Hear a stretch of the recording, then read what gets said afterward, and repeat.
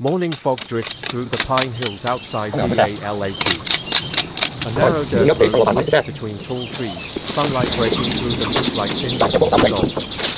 The sound of small tires crunching over gravel echoes softly in the quiet air.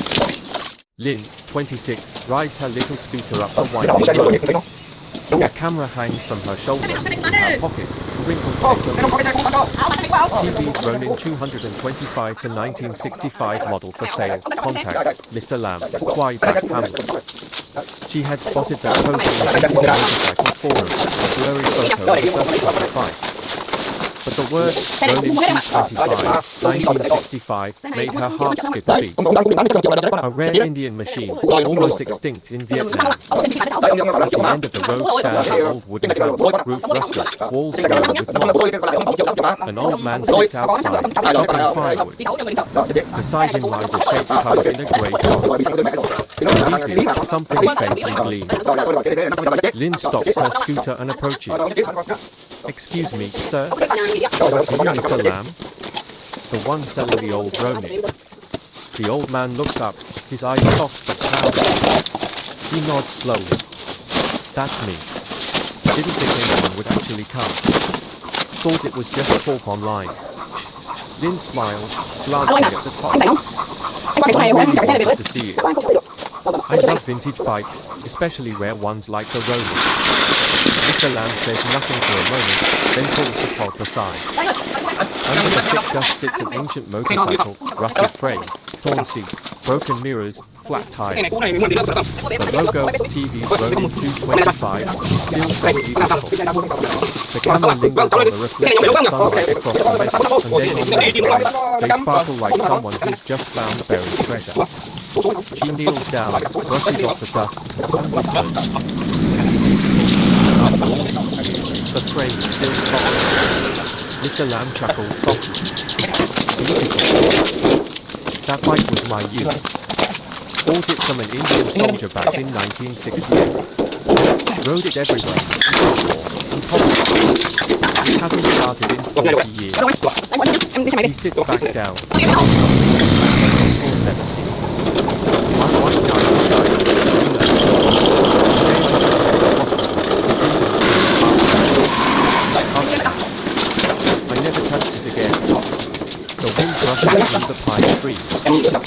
Lynn stands silent, her eyes misting with empathy. "I understand. I don't just want to buy it, I want to bring it back to life.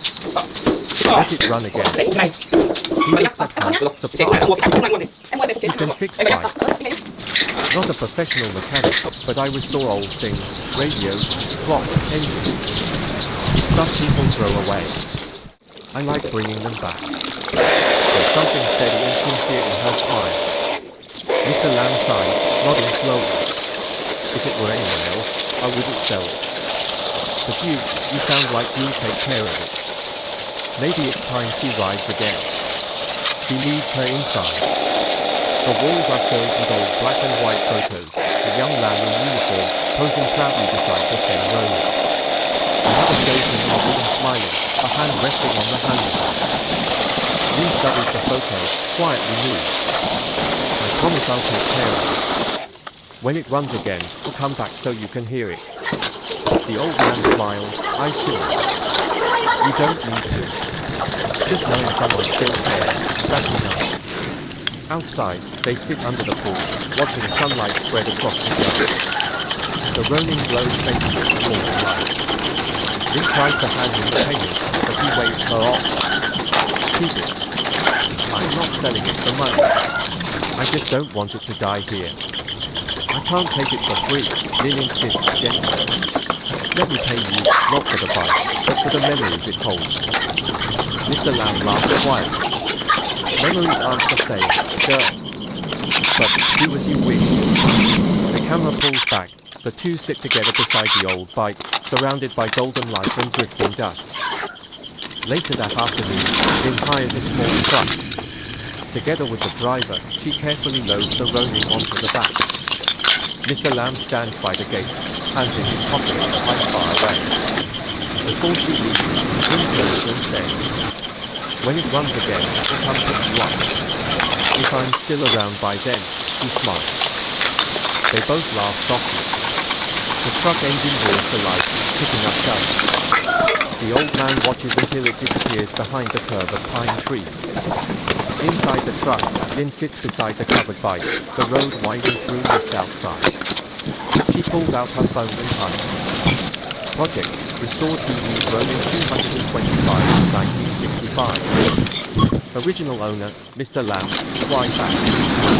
Goal, make it start before winter. The truck jolts, and sunlight flashes over the scratched fuel tank, glinting like a heartbeat. Lynn rests her palm gently on it. You ride again. I promise. The camera pans out through the truck window, pine trees stretching endlessly, wind whispering through their leaves. Music fades in, a soft, nostalgic guitar tune that carries warmth and hope. The next morning, DA lashes drenched in pale light. Mist curls along the valley floor as Lynn rolls open the doors of her small wooden workshop. The Ronin sits in the center, rusty, dented, yet majestic in its quiet dignity. Lynn ties her hair back, sets up her tools, and exhales slowly. Alright, old samurai, let's see what you've still got. The camera follows her hands, grease-stained, delicate, determined. She unscrews the seat bolts, removes the cracked fuel tank, and lays out each part on a cloth like precious relics. A soft MIDI track hums in the background, mingling with the rhythmic clink of tools. The smell of oil and old metal fills the air. Days pass in a gentle montage. Lynn sanding the frame, dust floating in the sunlight. She sketches wiring diagrams on scrap paper. Coffee mugs pile up near her desk. A small stray cat starts visiting the workshop, curling beside the engine block as she works. At night, she watches old videos of TVS engines, reading faded manuals in English and Hindi. Her face glows in the dim light of the monitor. Voiceover Lynn. They called it Ronin, a samurai without a master. Maybe that's why I love it. We're both searching for a purpose. One evening, as she removes the carburetor, it slips and gasoline spills across the floor. She jumps back, sighing, frustrated. Damn it, everything's brittle. She wipes her face, leaving a black streak of oil on her cheek. Exhausted, she sits down beside the bike. Outside, rain begins to fall, tapping softly on the tin roof. The camera zooms slowly toward her expression, tired, vulnerable, but still burning with resolve. The next morning, she visits GT, retired mechanic who once worked in the same neighborhood. His workshop smells of iron and memories. Lynn, do you know where I can find parts for a Ronin 225, 1965? CH2, Ronin? Girl, that's ancient. You won't find any around here. Maybe some old collectors in the south. Lynn, even a broken one would help. I just need the car, clutch plates, maybe the kickstart gear. CHT, smiling, you remind me of myself when I was young, stubborn, and always broke. He laughs, hands her a box of old parts. Take these. Maybe something will fit.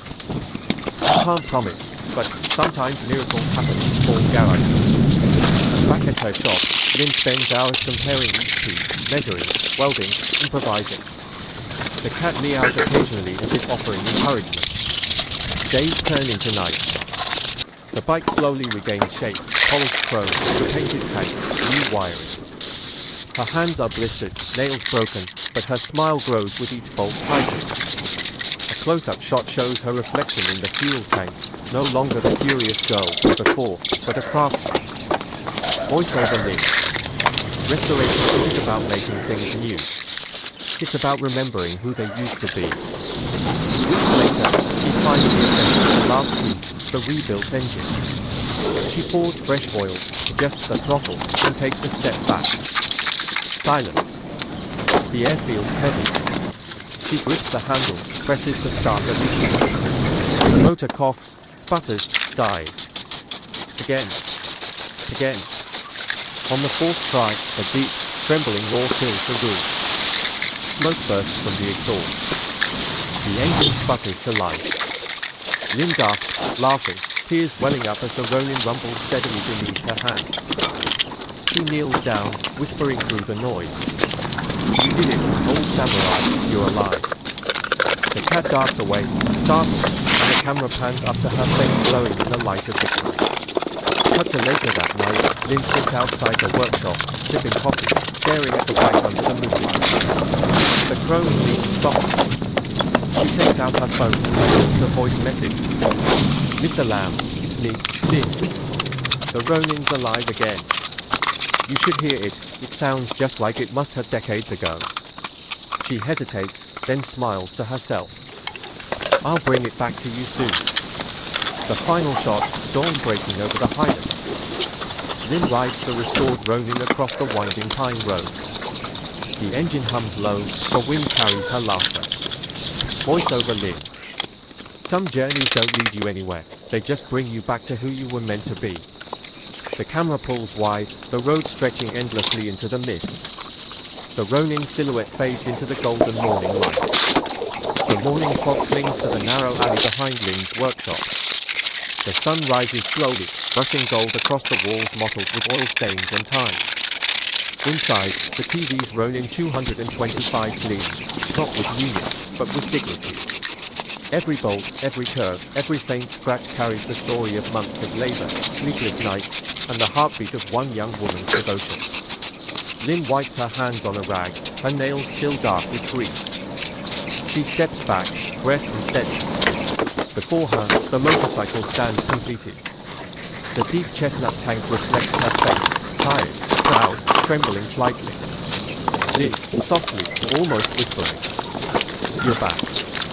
After 60 years, you're alive again." A faint breeze rustles through the open window.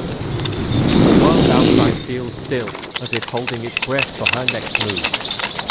She reaches for the ignition key, the same old brass key she had cleaned and polished years ago. The logo, faded but intact, catches the light. Lynn slides it into the slot. SFX, metal click. Silence. Then, one slow play. Another. The engine coughs once, twice, then roars to life. The deep, guttural hum fills the entire workshop. Dust lifts off the floor. Lynn's hair trembles in the vibration. Her eyes widen, a mix of disbelief and pure joy. Lynn, laughing through tears. "You did it, we did it." She runs a hand across the fuel tank, the sound of the idling engine echoing like a heartbeat. The ghost of the old man seems to linger in the air, smiling. Extension, countryside road day. A ribbon of asphalt cuts through fields of yellow wildflowers. Lynn, in her warm denim jacket and leather gloves, pushes the Ronin out under the sunroof. The paint glows softly. She mounts the bike, roots straight to the ground. For a moment, she hesitates, then turns the key again. The engine starts instantly this time. Confident growl. She twists the throttle slightly. The sound is smooth, live, soulful. She puts on her old helmet, a relic she found in the old man's shed, still bearing faded initials scratched into the side, TN. A gust of wind lifts the flowers as the Ronin surges forward. The engine's sound blends with the wind, a harmony of steel and sky. Lynn rides through narrow village roads, children waving as she passes. The bike's chrome flashes sunlight like a memory reborn. She stops briefly at a field of old mango trees, the place where she found the bike months ago. The same tree stands there, leaves whispering. She parks the bike, steps off, and looks toward the small wooden house in the distance, the old man's house, now empty but standing proud. Lynn, quiet, as if speaking to the wind. "I kept my promise." She bows her head slightly, then turns back toward the road. Workshop night. Weeks later. The Ronin now sits inside the shop window, displayed under a soft amber light. A small wooden plaque reads, TVS Ronin 225 to 1965. Restored by Lin Tran, 2025-inch. A few customers gather outside, smiling. Some take photos. One young man, curious, asks, "Young man, it looks new. How old is it?" Lynn, smiling, older than my parents. They laugh. She watches them leave, then sits down beside the motorcycle. The shop is quiet, except for the ticking of cooling metal. On the table nearby is an old envelope, the one she found under the bike seat during restoration. Inside is a faded black and white photo of the old man on his knee, standing proudly beside the same Ronin. On the back, written in elegant handwriting, "To whoever finds this, may you ride with freedom." Lynn holds the photo against the camera. The reflection of my face merges with his in the polished metal. Lynn whispers, "I win." Center, coastal road, sunset. The camera follows Lynn as she rides along a coastal road far from golden light. Waves crash rhythmically below. The Ronin's engine hums in tune with the sea breeze. A drone shot rises higher, Lynn and the bike growing smaller as the road curves along the shore. Her laughter echoes faintly, carried by the wind. Narration, the old car, reflective. Machines don't just run on fuel. They run on stories, on plans that the movement brings the past to life again. For Lynn, it wasn't just about fixing an old bike. It was about fixing something inside herself, the courage to start, the patience to fail, and the joy of seeing the world move again.